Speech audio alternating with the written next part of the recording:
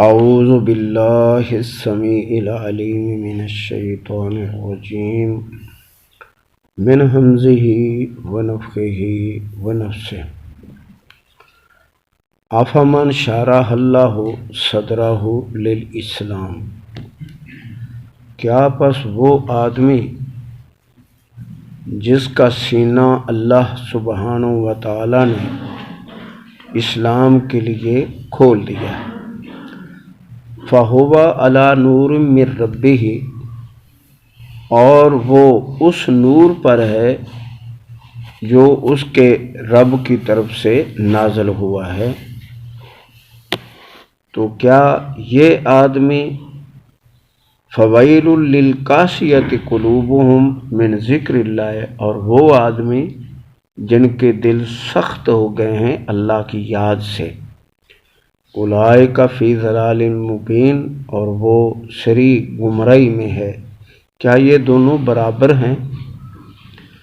اور سینہ جو ہے اسلام کے لیے کھل جانا، یہ اللہ کی خاص رحمت ہے۔ تو سینہ کھلنا اسلام کے لیے کیا معنی ہے کہ توحید کی سمجھ آ جائے اور توحید پر آدمی جم جائے، ڈٹ جائے، کچھ بھی ہو جائے، ادھر کی ادھر دنیا پلٹ جائے لیکن یہ نہ ہلے۔ جیسے یہودی کہتے ہیں کہ جب صحابہ کو ہم نے پرکھا تو ہم نے اپنے بڑے سرداروں سے کہا تم سن لو کہ پہاڑ ٹل گئے ہیں وہ تو مان لینا، تو لیکن محمد کریم صلی اللہ علیہ وسلم کے ساتھیوں کے بارے میں سن لو کہ ان میں سے کوئی ادھر ادھر ہو گیا تو یہ جھوٹ سمجھنا، اس میں حقیقت نہیں ہے۔ اور اللہ تعالیٰ نے فرمایا من یرد اللہ خیرا یفقہہ فی الدین، اللہ تعالیٰ جس سے ارادہ فرما لیتا ہے بھلائی کا اور اس کے سینے میں سمجھ، فقیہ اسے بنا دیتا ہے دین کا، یفقہہ فی الدین، دین کی سمجھ دیتا ہے۔ اور شرح اللہ صدرہ للاسلام، اس طرح کے اور بھی کئی آیتیں ہیں جن میں یہ مضمون ہے۔ تو اللہ سبحانہ و تعالی کا سب سے بڑا انعام ہے جس کو توحید کی سمجھ آ جائے اور وہ پھر توحید پر جم جائے، ڈٹ جائے۔ اللہ ہمیں ان میں سے بنائے، آمین۔ اللہ نزل احسن الحدیث کتابا متشابہا، اللہ سبحانہ و تعالی وہ ہے کہ اس نے بہترین باتوں میں اتارا ہے اس کتاب کو، اور جس کے مضمون اول سے آخر تک ایک جیسے ہیں، فرق نہیں ہے۔ اللہ سبحانہ و تعالی نے فرمایا کہ اگر یہ اللہ کے علاوہ کسی غیر کی طرف سے ہوتا تو یقیناً تم اس میں پاتے لَوَجَدُوا فِيهِ اخْتِلَافًا كَثِيرًا، اس کے اندر بہت زیادہ اختلاف پاتے۔ تو گویا کہ یہ اللہ کا کلام ہے اور اللہ کی طرف سے ہے تو اس کی حفاظت و نگہبانی میں ہے، تو اس کے مضمون میں کوئی فرق نہیں۔ الحمد سے لے کر والناس تک سب ایک ہی مضمون کو بیان کرنے والی آیتیں ہیں۔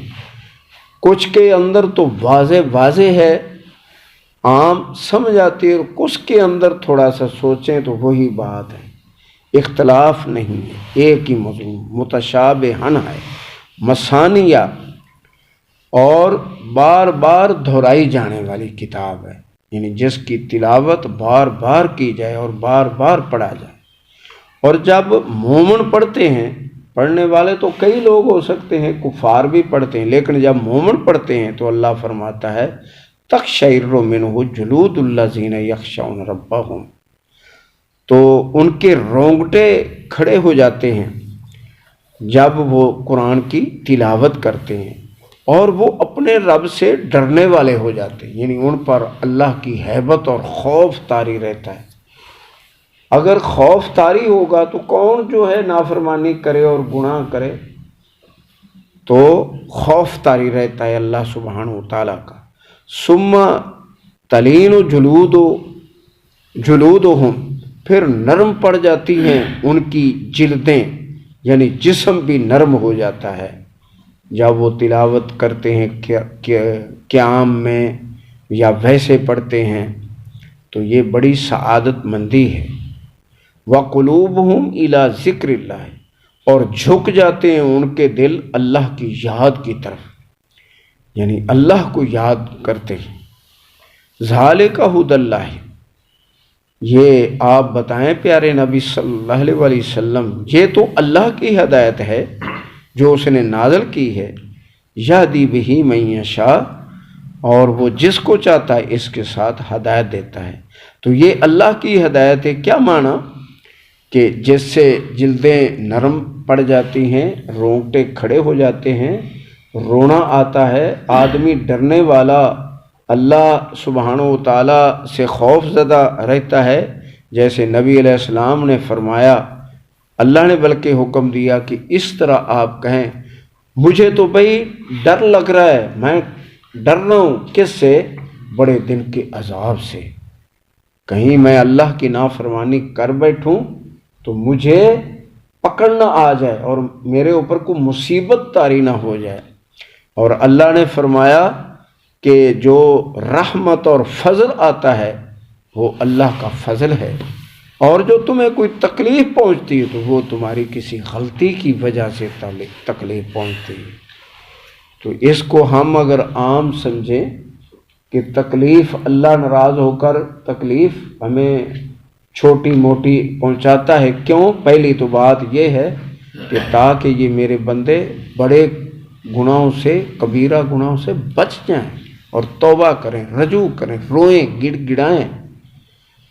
اور اس کو جب عام سمجھیں گے تو انشاءاللہ اللہ کے فضل سے سمجھ آئے گی کہ باپ کے سارے ہی بیٹے ہوتے ہیں، تو ایک کو باپ چوم رہا ہوتا ہے، گودی میں بٹھایا، اور دوسرے کو پھینٹی لگ رہی ہوتی ہے۔ آخر کیوں؟ باپ بھی شفیق ہے، اولاد بھی اسی کی ہے، اور پھر ایک کو پھینٹی ہے اور ایک کو کوئی اس نے کیا ہے۔ تو اس طرح اللہ نے فرمایا کہ اے میرے بندو، جب تمہیں کوئی تکلیف پہنچتی ہے تو یاد رکھو تمہارے رب کی طرف سے ہوتی ہے۔ تیسرا معنی یہ ہے کہ ہم جب تمہیں کوئی تکلیف دیتے ہیں تو اس سے تمہارے گناہوں کو جھاڑ دیتے ہیں، گناہ ختم کر دیتے ہیں۔ نبی علیہ السلام نے فرمایا کہ اگر تمہیں کوئی کانٹا بھی چبھتا ہے تو اس کے بدلے میں تمہاری نیکی لکھی جاتی ہے جب صبر کرتے ہو، اور تمہارے درجے بلند ہوتے ہیں، گناہ جھڑ جاتے ہیں کانٹے چبھنے سے۔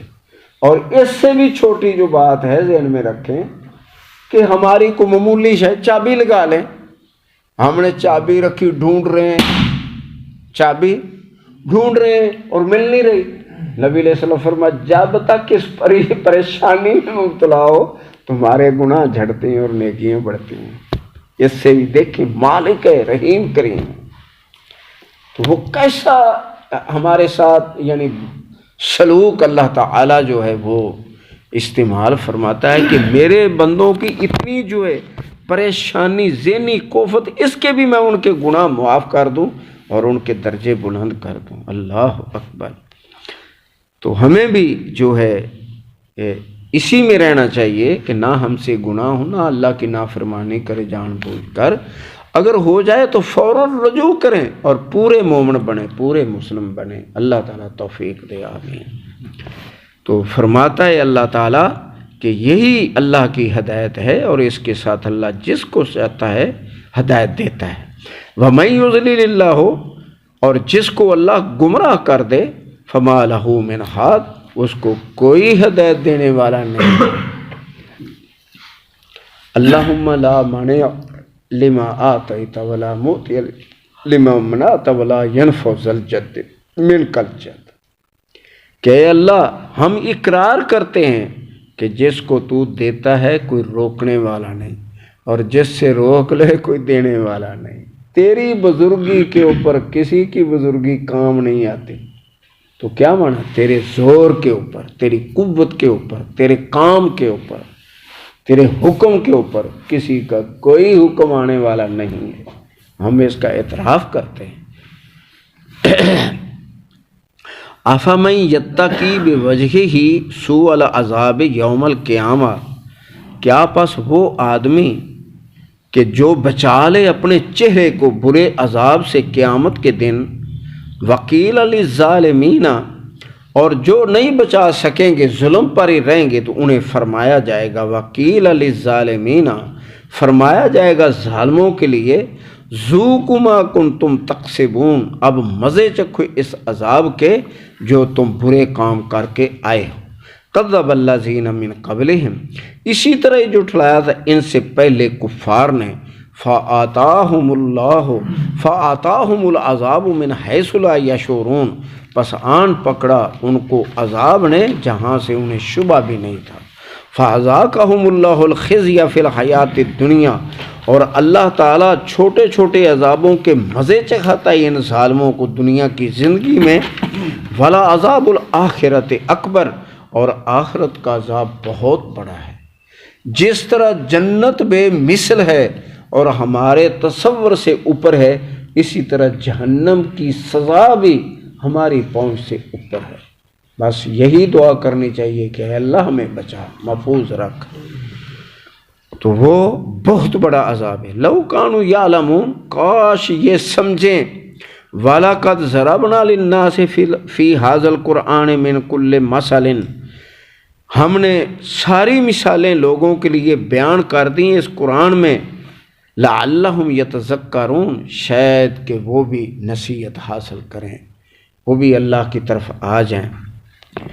وَقُرْآنًا عَرَبِيًّا، اور یہ جو قرآن ہم نے نازل کیا ہے اس کو، تو یہ عربی زبان میں ہے، غیر ذی عوج، اور اس کے اندر کوئی نقص نہیں ہے، کوئی نقص، کوئی کمی، کچھ نہیں ہے اس کے اندر۔ پہلی آیت کے اندر کیا تھا کہ یہ اللہ کی طرف سے ہے، تو ہم نے پڑھا کہ اگر یہ غیر اللہ کی طرف سے ہوتا تو اس میں اختلاف ہوتے، تو اب اللہ نے قرآن پاک کے بارے میں فرمایا غیر ذی عوج، اس کے اندر کوئی نقص باقی نہیں ہے، یہ مالک کا کلام ہے، خیر الکلام کلام اللہ، جتنے دنیا کے کلام ہیں ان سب سے افضل اعلیٰ بے مثل اللہ کا کلام ہے۔ لعلہم یتقون، شاید کہ وہ اللہ سے ڈر جائیں۔ ضرب اللہ مثلا رجلا، اللہ مثال بیان کرتا ہے ایک آدمی کی، کہ ایک ایسا آدمی ہے، فی شرکاء، اس کے کئی حاکم ہیں، کئی حاکم، ایسے کہہ لیں کئی الہ ہیں۔ ایک آدمی ہے جس کے کئی حاکم ہیں، فی شرکاء متشاکسون، جو اس کے یعنی سمجھ نہیں آئے گی اس کو، یعنی شریک ہیں اس میں۔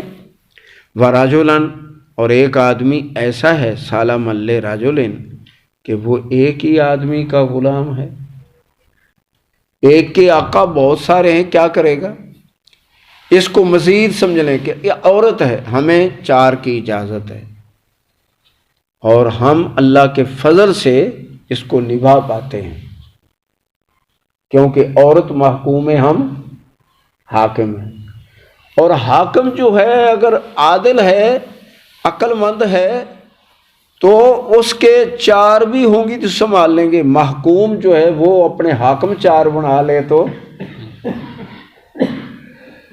جیسے یہ وفاقی وزیر تھا نا، کہہ رہا تھا اللہ نے کتنا ظلم کیا ہے، مرد نو 4 دی اجازت دیتی، عورت نو دیتی کوئی نہیں۔ بھئی سمجھائیے کہ ایک عورت کا اگر 4 حاکم ہوں تو کیا کرے گی، 2 ہی ہوں تو کیا کرے گی۔ ایک کہے کہ اب میرا وقت ہے، تو جنگ ہوگی اسی وقت، یا مریں گے یا مر جائیں گے۔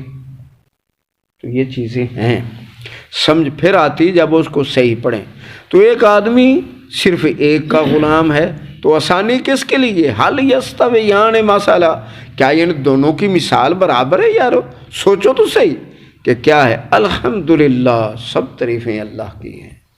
اللہ جو ہے وہ حاکم سب کا ہے، وہ سارے کہتا ہے کہ جانور کیا، کیڑی مکوڑے، انسان، جن، فرشتے، سب ایک واتی میں جمع ہو جائیں، میرے سے مانگیں، اپنی اپنی بولی میں مانگیں، سب کی ضرورتیں پوری کر دوں گا، وہ ہے غنی، خالق و مالک۔ تو فرمایا کیا یہ دونوں برابر ہیں؟ سب تعریفیں اللہ کی ہیں، بل اکثرہم لا یعلمون، بلکہ انسانوں کی اکثریت سمجھدار ہی نہیں، تھوڑے سے سمجھدار ہیں۔ انک میتن، اے محمد کریم صلی اللہ علیہ وسلم بے شک آپ مرنے والے ہیں۔ موت کیا ہوتی ہے اور زندگی کیا ہے؟ جب روح اندر پھونک دی جاتی ہے، اللہ کی مخلوق ہے کہ روح اندر پھونکی جائے تو ہم زندہ ہو گئے، اور اس کو قبض کر لے تو ہم مردہ ہو گئے۔ پھر کوئی اٹھا کے دکھائے، جگا کے دکھائے؟ کوئی بھی نہیں۔ وَإِنَّهُمْ مَيِّتُونَ، اور یہ بھی مرنے والے ہیں۔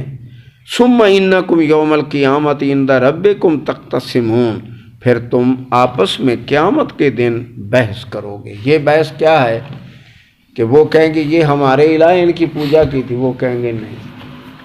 یہ کہیں گے نبیوں کو کہ ہم تو ان بندوں کو جانتے ہی نہیں ہیں، یہ کون ہیں؟ تو ان پر گواہ آئیں گے کہ ہاں، ان کی جلدیں بولیں گی، ان کے ہاتھ بولیں گے، اور لوگ بولیں گے، لوگ گواہی دیں گے۔ ہم انشاءاللہ تعالی، اللہ تعالیٰ توفیق دے گا کہ یہ محمد کریم صلی اللہ علیہ وسلم کی امت جو ہے یہ سب کے لیے گواہی دے، تو اللہ ہمیں سچا گواہ بنائے وہاں، آمین۔ صدق اللہ العظیم۔